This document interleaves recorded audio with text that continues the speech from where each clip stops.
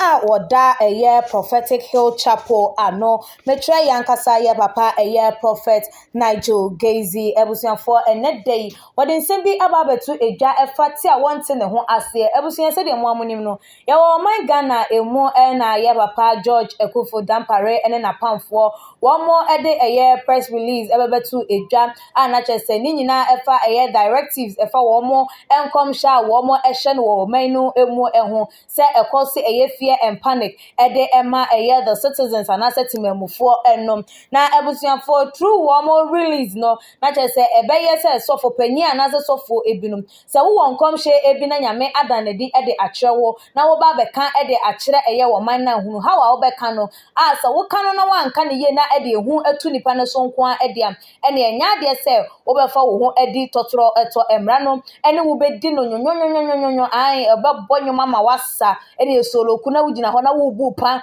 te se ye chese obi anani age e wo dance ase eno ensoso na chese wo ye sofo nti ensem we ebebeto eye edwanom still na no na asofo bibere aba bekasa ede afahom ebinom si o there be IGP ni directives no anase ne nsem ode eba ne de wo mugitum a enye we binom so ne se eno a eno no esan se ye wo mo bosire mu kankwam hye no ye adons because akoye owuo ena we bewu we benya nkwisha we beyese nipa no woni akoma din a obetimi ahye ne ho esom na enam so na chese wakoto nananom ewo eye ense edo na wo a wo hye ho enkom no wo mom onam ho eye feeling na ye papa ya Prophet Nigel Gaisie ede ne nsam tudwa wo tiasem se adebonyefo na se wo ma de wo ka eye ensam nso wo nisuo no wo mom ede ye gya wo ema wo enam free na wo bia wo no wo kan ya mitiri mopom a chese de ebetimi aye ni nyina so a na se ebetimi approving nsam a wo kan eye twere konkron esan se Bible no ma yete asesem wo kɔ no ye de obebe ye no ye nchirima no ye be ye na kase ede achen eye sam enti that means sensenkyere ni bia na nkomhye ebia ebekɔ soro krampom ede achen sa enom ena eye wo moma no wo mo eyuso enti se enumpo no ye omo kasa nse we ede akyere wo mo ede am ena na den biem ena wo mo enye eno nti ya papa Prophet Nigel Gaisie eteki to eye ni Facebook page esom ede ensem bi ekokotu edwana ebusuafo mekenkan ede amam na bra mekenkan no so na side the screen so na so de wani efa eye emu ebi or say if a prophet could be arrested for a false prophecies, which the determination of false prophecy can only be the benefit of time and spiritual scrutiny on the ticket of the word of God, then why can't we arrest politicians who gives false promises? In any case, the taxpayers' money never goes to the church, but the politician. The irony of life is that this wicked world will kill innocent Jesus Christ and leave the convicted criminals walking free. Not all accused are guilty. Most are born out of enviness and low-mindedness. They said, this fame is like a fire outbreak in the dry season. Let's bring him down. You can't because you never made it, so you can't or make it. Jinyame, #growth 2022, #Yehovah, #Hill TV,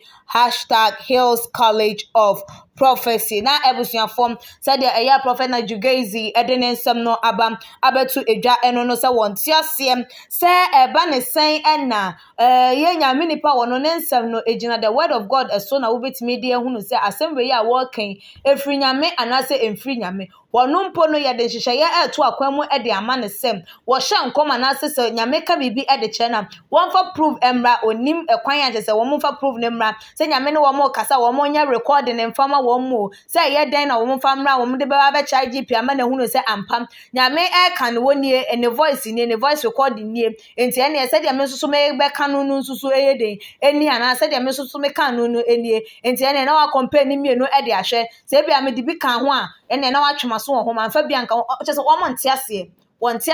se politicians I amanyofo a wo mo ede entro na wo mo etwa wo ba beka oh ye ba ye kwan wobetena eya akonya no so emfie ennan emfie enson emfie nwɔtwe ekwan no wonye wobeba ye ba be yese enso so enya de se afi no bɛkɔ na wie ye anase ne term no ebewie no na sa bɔhye no anase nsɛm a wɔkan ye no watimi ayeden adi eye ɛso wo mo ye bi na wo mo agye bi enso so wo mo krampon no yenya like aposifo nye wo ma dwen se wo mo ebetwe wo ma so se de ne asofo yetu wo mo eni ede asi wo mo so ye ka ensem ede ekira wo mo se wo mo be hye nkomo mbe yesi a wo mo mfa eye prove na se evidence emfa emran enti se enye se ewiase a yetimu no ena enye fe ewiase a yetimu na chese ye de ye foa eye bone eso ewiase a yetimu na chese ye de ye mpe adepa nka be ye den ena yenku eye Yesu Kristo abra adebonyefo ewo ho yetimi di Yesu ene dibonye ni bebegina ho ni eye Yesu se wonu mom ena yenku no dibonye ni de yemfiri no ansa wo man no anasa wiase no ene ya bemu enti ono de enye ne wanwa nanso so hu ne se ye wo bibia na se a police fo no wo mu wodwumadie bi edi a ene eye politicians no because taxpayers money eye eto a yetua krampo no e ma sofo politicians no ene ko wo enso yesto womo ebosha womo ehye no womo eniso ene ne sika no womo gye de yeden enti se ye wo bi a ye pese ye scrutinize no anase ye hwehwe ni mu ne nsem ka ye na ye hunu se de wo kan no kura bi ewom de wo kan no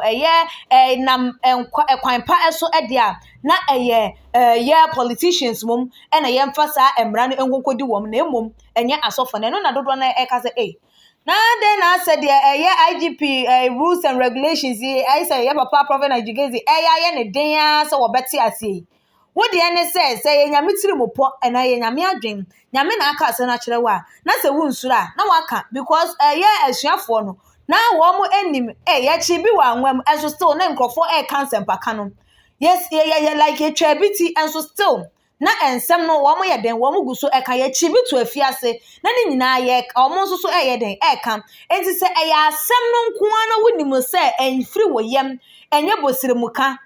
Shadrach Meshach and Abednego wo mo nim se wo mo nim wo mo nyame no mo nim se ade we de ye nsori eye wo nyame foforo bia no eje mu krampo no wo mo efa enti adenti na asofo a wo mo aba no ene wo mo beso mo fa jam ade amanyame na kire se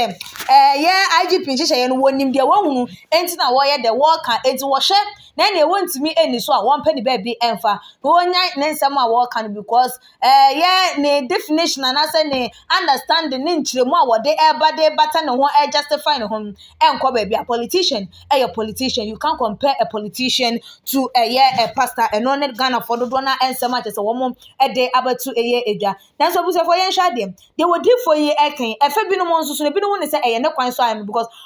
politicians can nsɛm bi a kyese wo dwen ho a wonti asenti e ba ne sɛn ena wo mo de yegya wo mo na so so for de ye ba betwe wo mo asom ensɛm a ye papa yi e de abetu dwe wagye nkyerɛfa ho no wonso so fa betu ye comment section na ebiem so like the videos na share on all the social media platform so media ene ekria sikapa makam